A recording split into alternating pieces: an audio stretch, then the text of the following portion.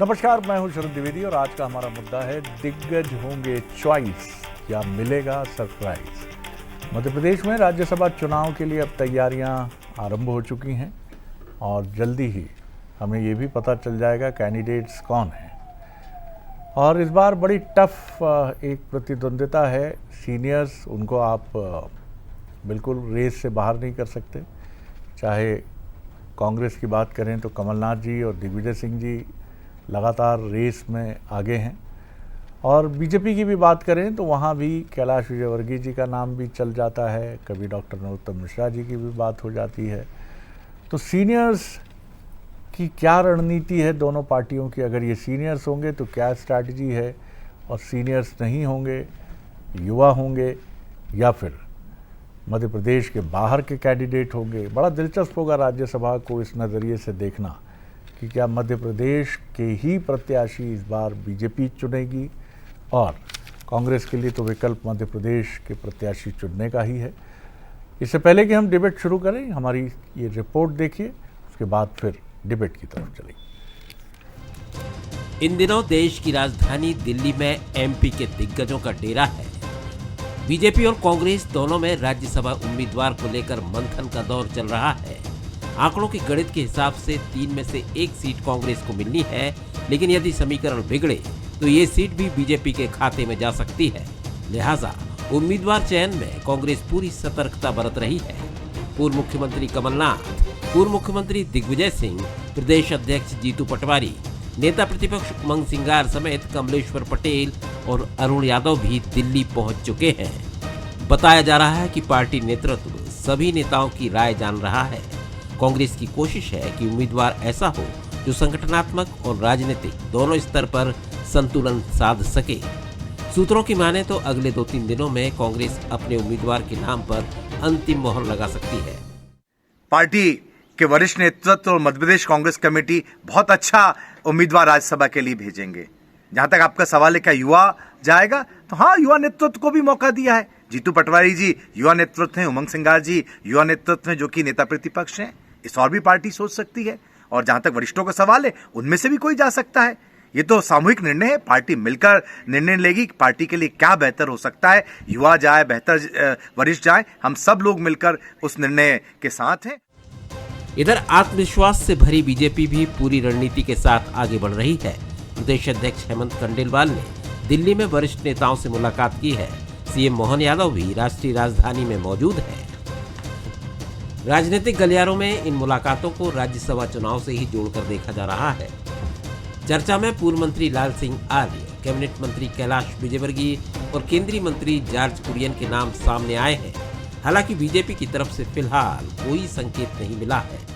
BJP की पूरी तैयारी है, हमारे सारा है। नेशनल जो हमारी बैठक होगी उसमें उम्मीदवार घोषित हो जाएंगे। पार्टी की तरफ से पूरी रणनीति और तैयारी है।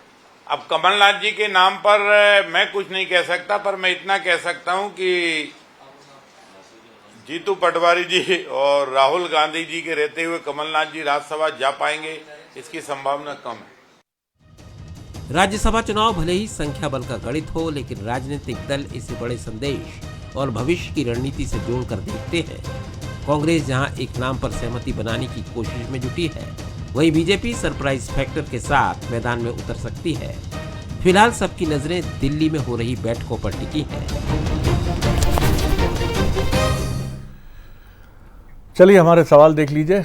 राज्यसभा चुनाव के जरिए दोनों पार्टियां कोई मैसेज देने की तैयारी में हैं? क्या उम्मीदवारी चयन में कांग्रेस ज़्यादा कॉशियस है, ज़्यादा सतर्कता बरत रही है? क्या बीजेपी राज्यसभा उम्मीदवार को लेकर भी कोई सरप्राइज़ देगी? बीजेपी का नाम ही सरप्राइज़ हो गया है, तो हमेशा सरप्राइज़ ही आता है उसकी तरफ से। जो मेहमान हमारे साथ हैं उनसे मिल लीजिए। मेरे साथ स्टूडियो में हैं आनंद जाट जी, युवा नेता, कांग्रेस के स्पोक्स पर्सन, बहुत स्वागत है। आनंद लेखक भी हैं। मनोज सैनी हैं हमारे executive editor political affairs. Manoj, आपका बहुत स्वागत है।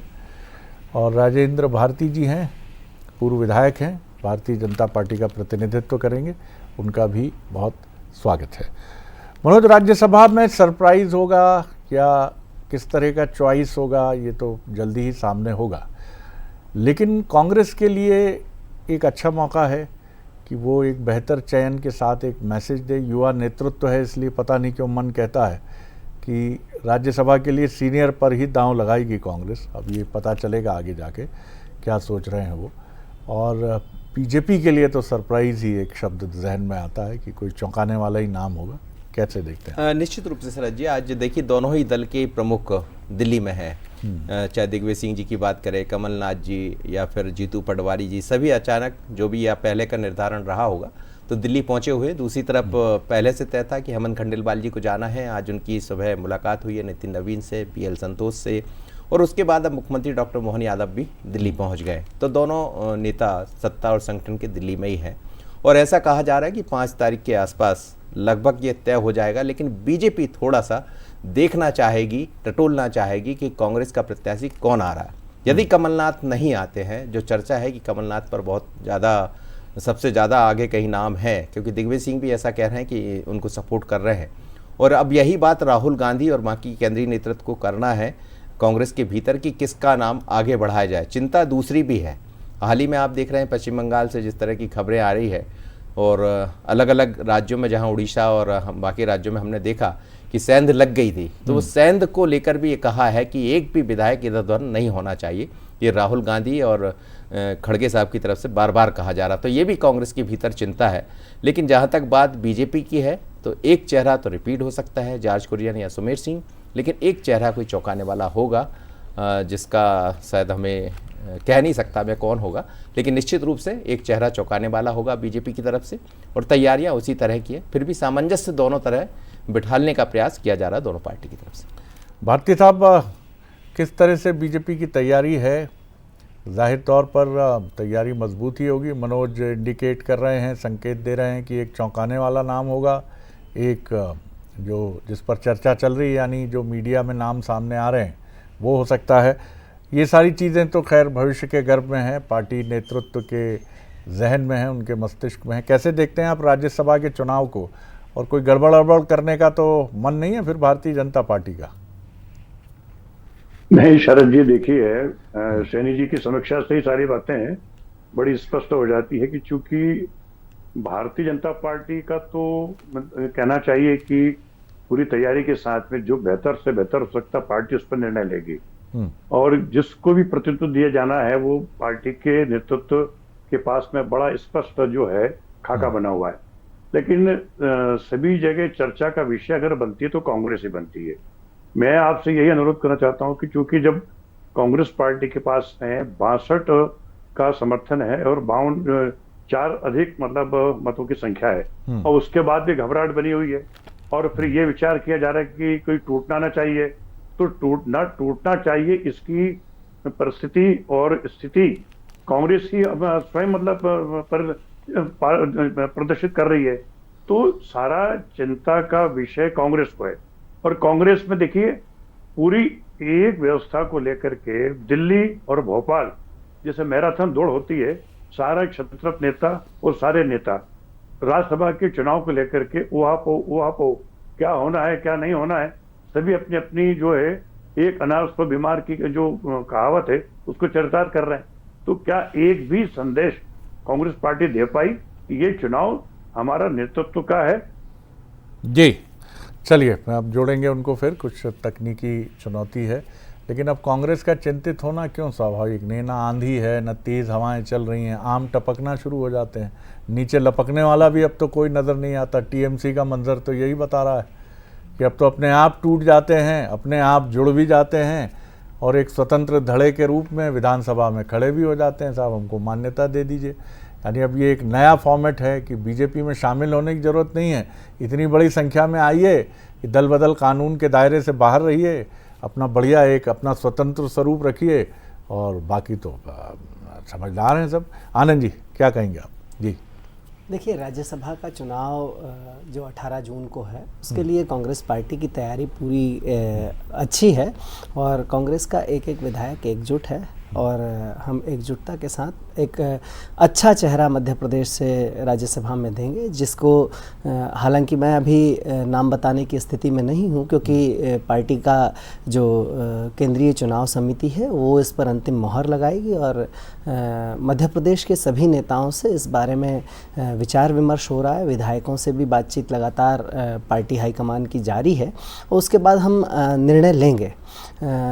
और निर्णय में दरअसल राज्यसभा का जो कॉन्सेप्ट है वो ये है कि कुछ लोग ज़मीन के नेता होते हैं और कुछ लोग बौद्धिक तौर पर जो है, चूँकि विधायिका का एक हिस्सा है राज्यसभा, तो वहाँ पर जो विद्वान लोग हैं जिनका कानून बनाने का दीर्घ और लंबा अनुभव है, उन लोगों को वहाँ वरीयता देने के हिसाब से राज्यसभा का जो प्रावधान संविधान में संविधान निर्माताओं ने, संविधान सभा ने किया था, तो हमारी तरफ से हमेशा जो है वो ऐसे विद्वान लोगों को राज्यसभा में भेजा गया है जो वहाँ पर अपना योगदान दे पाएँ।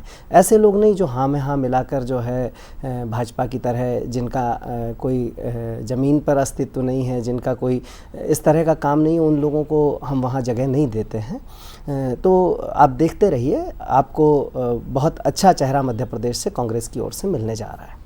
आप दोनों, बड़ी दिलचस्प बात है, हमेशा एक दूसरे के वजूद को नकारते रहते हैं। वो कहते हैं, बीजेपी कहती है आप कहीं ज़मीन पे नज़र नहीं आते, आप कहते हैं वो नज़र नहीं आते। नहीं, मैंने ये नहीं कहा। मैंने कहा कि ऐसा व्यक्ति जो ज़मीन पर नज़र नहीं जो आता, बौद्धिक तौर पर देश को आगे बढ़ाने वाले कानून में योगदान दे सके, ऐसे अनुभवी व्यक्ति को राज्यसभा भेजते हैं हम।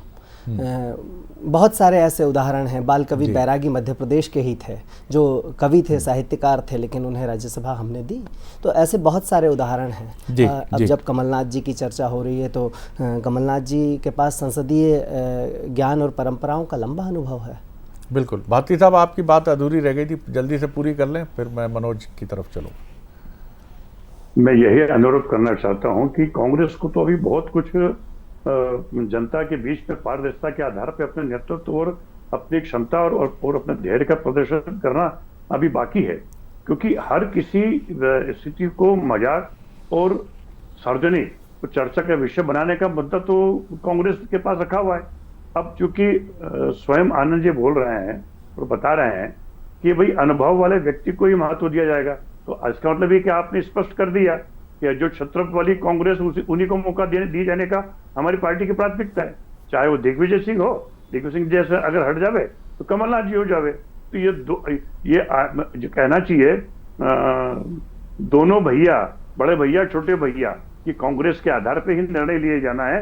तो नए नेतृत्व के आधार पर जो होना चाहिए कांग्रेस में, जैसा कि आम जनता और पार्टी कार्यकर्ताओं की उम्मीद रहती है, तो उन उम्मीदों पे क्या नेतृत्व के पास में अनुभवी और लोगों का नहीं है, उनकी चर्चा ही नहीं आ पाती है। क्या ये विषय कांग्रेस को सोचने की वाली बात है। आप दोनों सोचने की बात करते रहते हैं एक दूसरे को लेकर।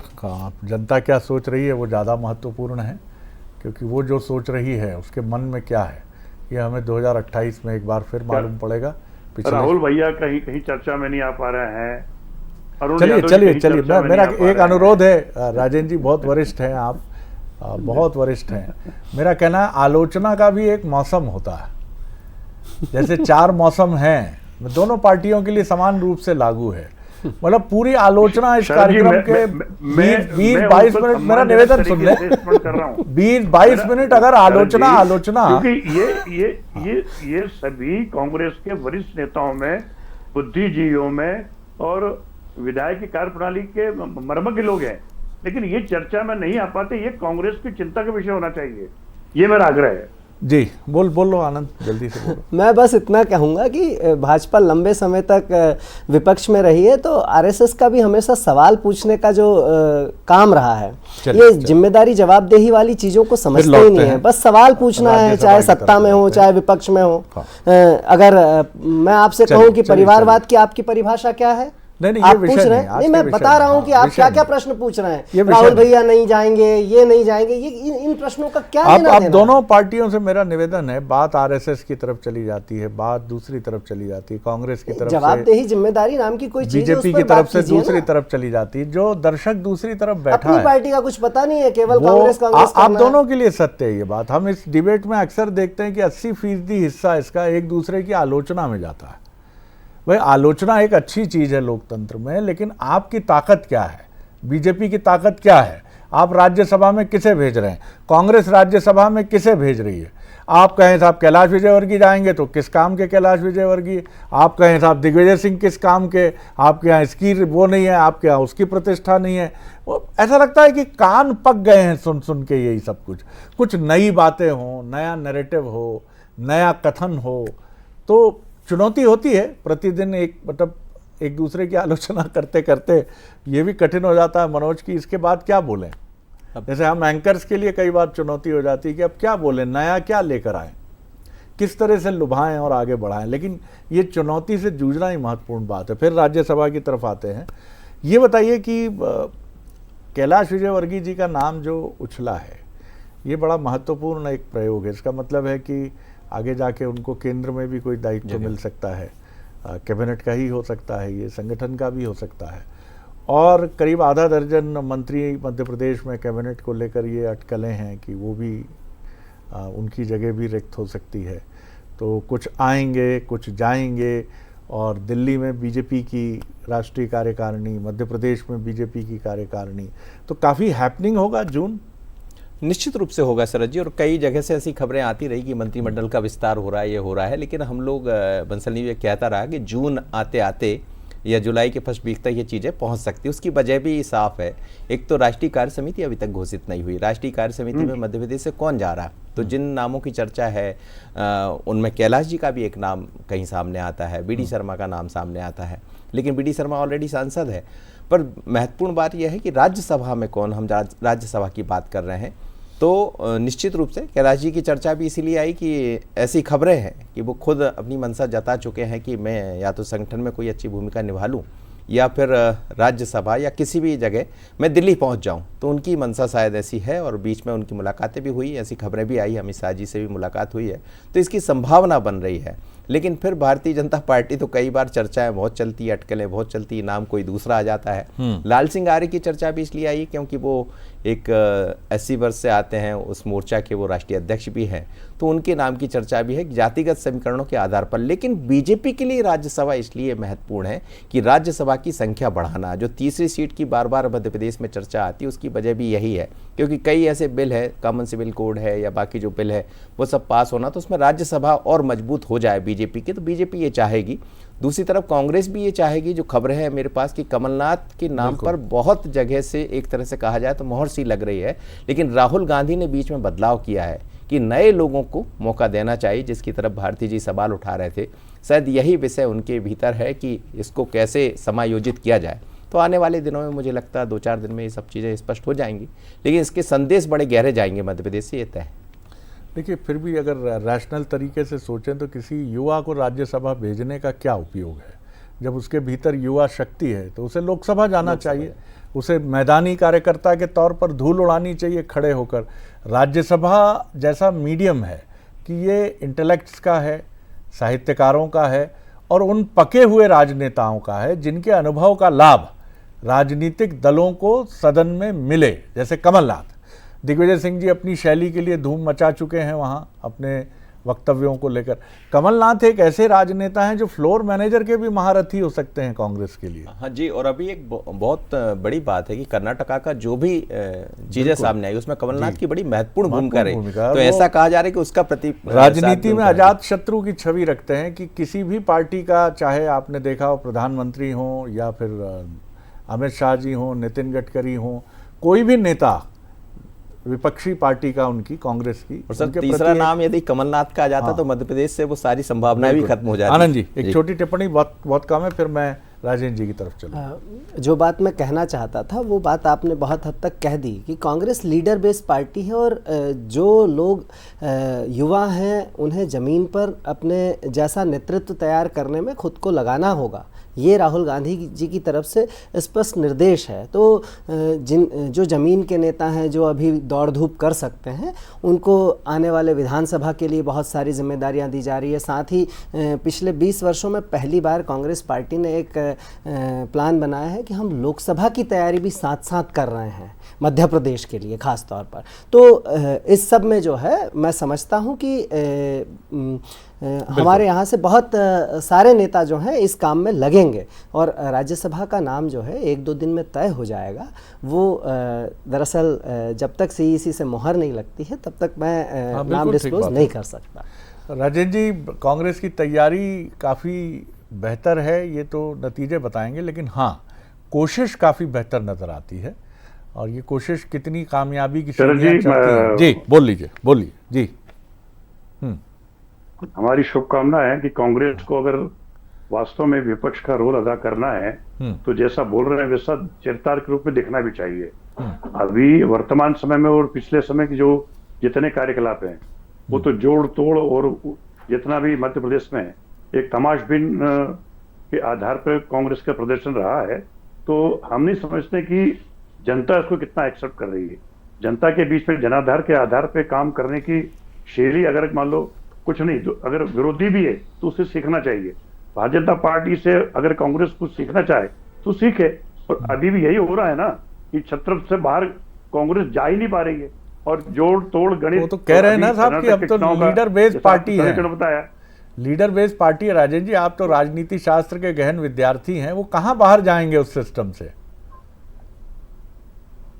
तो देखिए, लीडर बेस्ड पार्टी के बावजूद भी जनाधार तो महत्वपूर्ण है ना। हाँ, जनाधार के आधार पब्लिक और कार्यकर्ता क्या चाहता है, ये इस पे भी तो निर्णय पार्टी को लेना पड़ेगा। उसके लिए ही तो परिश्रम कर रहे हैं, आपकी तरह पसीना बहाने की कोशिश है।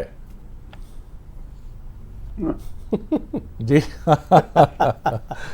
जी जी, चलिए, बहुत शुक्रिया करूंगा आप तीनों मेहमानों का। कुल मिलाकर कोशिशें कांग्रेस की ज़रूर नज़र आती हैं। वो बेचैनी, वो घबराहट और वो नारेबाजी का शोर और तरह तरह की प्रतिद्वंदिता, मैं ये नहीं कहूँगा ये कांग्रेस से विदा ले चुके हैं, हाँ, लेकिन कांग्रेस इन पर काबू पाने की कोशिश कर रही है। और कर्नाटक इसका एक बड़ा आदर्श उदाहरण है, और उसके पहले केरलम भी, जहाँ शोर शराबा मीडिया में ज़रूर सुनाई दिया कि क्या होगा क्या होगा क्या होगा, लेकिन पार्टी ने बड़े अच्छे ढंग से उसको हैंडल किया। चाहे वो दिनेशन साहब को चुनना हो, या फिर अगर आप आगे बढ़ें कर्नाटक में तो DK शिव कुमार जी के चयन की बात हो। और ये चीज़ बताती है कि कांग्रेस अब अपनी बेचैनी पर काबू पाने की कोशिश कर रही है। अगर ये करती चली गई तो निश्चित तौर पर, और इसके लिए एक अच्छा संवाद का सिस्टम चाहिए, बस, और कुछ नहीं चाहिए। हर व्यक्ति समझदार है, उसे मालूम है कि लड़ने के बजाय संवाद से वो ज़्यादा बार्गेन कर सकता है। माफ़ कीजिएगा मैं ये शब्द प्रयोग कर रहा हूँ, लेकिन आप अगर बात करेंगे, सिद्धारमैया साहब को कुछ मिला ही होगा ना साहब, वेणुगोपाल जी को भी कुछ कहा ही गया होगा ना साहब। तो ये चीज़ें जो हैं बड़ी महत्वपूर्ण हैं। अच्छा है कि कांग्रेस सीखने की कोशिश कर रही है, और बीजेपी तो चैंपियन है ही साहब। चैंपियन से लड़ना है तो चैंपियन होना पड़ेगा। आगे देखिए हमारा न्यूज़ बुलेटिन प्राइम मैटर।